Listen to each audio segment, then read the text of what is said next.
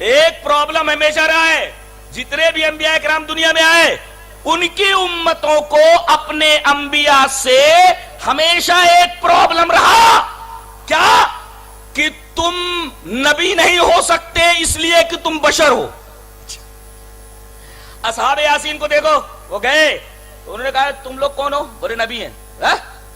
قالوا ما انتم الا بشر مثلنا، تم ہماری طرح ایک بشر ہو، اور جو بشر ہو وہ کبھی نبی نہیں ہو سکتا۔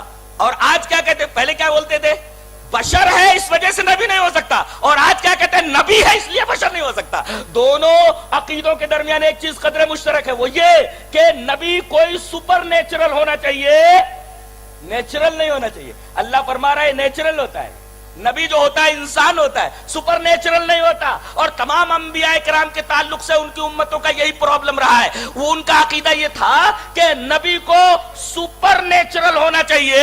پہلے یہ کہتے تھے یہ بشر ہے اس وجہ سے نبی نہیں ہو سکتا، اور آج کہتے ہیں یہ نبی ہے اس لیے بشر نہیں ہو سکتا۔ دلیل یہ دی گئی اہل حدیثوں کی طرف سے کہ اللہ یہ فرماتا ہے، اے ہمارے حبیب آپ کہہ دیجئے کہ میں تمہاری طرح ایک انسان ہوں، قل انما انا بشر مثلکم۔ اچھا، اب یہ مولوی کیا کہتا ہے؟ یہ تحریف دیکھو، کہتا ہے کہ یہاں اللہ نے اپنے حبیب سے یہ کہا ہے کہ تم کافروں سے کہہ دو کہ تمہاری طرح میں انسان نہیں ہوں۔ یہ کھلی تحریف نہیں ہے؟ اچھا ٹھیک ہے، یہاں سے تو بچ نکلے بیٹا، یہاں سے تم بیٹا بچ نکلے تعویل کر کے کہ یہاں اللہ نے اپنے نبی سے کہا کہ میں تمہاری طرح بشر ہوں، یہ بات کس سے کہہ دو؟ کافروں سے کہہ دو، ٹھیک ہے۔ لیکن ایک جگہ پھنس جاؤ گے بیٹا، شاید تم نے وہ حدیث نہیں پڑھی، اب قاسمی پڑھنے جا رہا ہے وہ حدیث، وہاں سے تو بچ نکلے۔ یہی وجہ ہے کہ قرآن کو بغیر حدیث کے نہیں سمجھا جا سکتا، ورنہ قرآن بازیچے اطفال بن جائے گا، جس طریقے سے چاہے آدمی قرآن سے کھیلے۔ یہ دیکھو کیسی تعویل کر لی گئی کہ تمہاری طرح بشر ہوں، قل انما انا بشر مثلکم، میں تمہاری طرح۔ بشریت کا جہاں تک معاملہ ہے یہ کفار کی بات ہے۔ اب میں حدیث پڑھ دوں کہ یہ بات نبی کریم صلی اللہ علیہ وسلم نے صحابہ سے کہی ہے کہ میں تمہاری طرح انسان ہوں، میں تمہاری طرح۔ اچھا، اور پھر ایک تعارض ہوگا۔ نبی کریم صلی اللہ علیہ وسلم کی حدیث سنیے، حدیث اسرا، وعن عبداللہ رضی اللہ تعالیٰ عنہ قال صلی رسول اللہ صلی اللہ علیہ وسلم فزاد او نقص قال ابراہیم والوہم منی فقیل ازید یا رسول اللہ ازید فی صلاة شیء فقال انما انا بشر مثلکم انسا کما تنسون فاذا نسی احدکم فلیسجد سجدتین وهو جالس ثم تحول رسول اللہ صلی اللہ علیہ وسلم فسجد سجدتین، رواہ مسلم فی کتاب المساجد۔ حضرت امام مسلم اس حدیث پاک کو ایسے کتاب المساجد کے اندر لائے ہیں، اور راوی حضرت عبداللہ ابن مسعود ہے۔ حضرت عبداللہ ابن مسعود فرماتے ہیں کہ نبی کریم صلی اللہ علیہ وسلم نے ایک نماز پڑھائی، غالباً زیادہ ہو گئی تھی یا کم ہو گئی تھی، یہ ابراہیم کو وہم ہوا ہے، فزاد او نقصا، نماز کم ہو گئی یا زیادہ ہوئی؟ راوی کو شک ہے، راوی کو وہم ہوا۔ آپ سے پوچھا گیا کہ اللہ کے رسول کیا نماز میں کچھ اضافہ ہو گیا ہے؟ کہا کہ کیا ہوا؟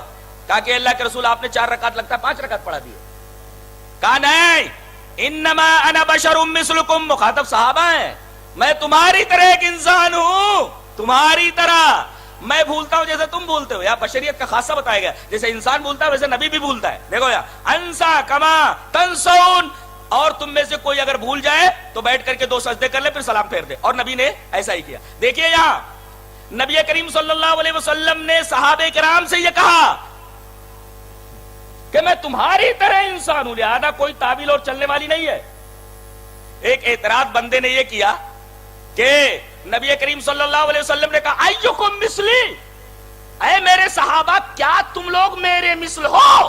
اب دیکھو یہ تو ایسے ہی ہوا جیسے کوئی آدمی یہ کہے یا ایھا الذین آمنوا لا تقربوا الصلاۃ، اے ایمان والو نماز کے قریب نہ جاؤ، بس چھٹی ہو گئی، نماز پڑھنا ہی نہیں ہے۔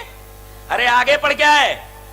بیک گراؤنڈ دیکھ، کس تناظر میں کہا جا رہا ہے نماز کے قریب مت جا، وانتم سکارا، جب تو حالت نشہ میں ہو۔ اور ایک بات یاد رکھو، کسی بات کو سیاق سے کاٹ کر، کانٹیکسٹ سے کاٹ کر اپنا مطلب تو بنایا جا سکتا ہے، لیکن پوری بات سامنے آنے کے بعد مطلب حل نہیں ہوتا۔ یہاں تو اگر سیاق سے بات کو کاٹ دیا جائے تو یا ایھا الذین آمنوا لا تقربوا الصلاۃ کا مطلب ہوا اے ایمان والو نماز کے قریب نہ جاؤ. سیاق پورا کا پورا دیکھو وہاں تم سکارا کہا گیا, جب تم حالت نشہ میں ہو تو تم لوگ نماز کے قریب نہ جاؤ, یہ بات کہی گئی ہے. یہاں بھی ایسے ہی ہے, نبی نے ایک دفعہ فرمایا ایکم مثلی, اے میرے صحابہ کیا تم لوگ میری طرح ہو؟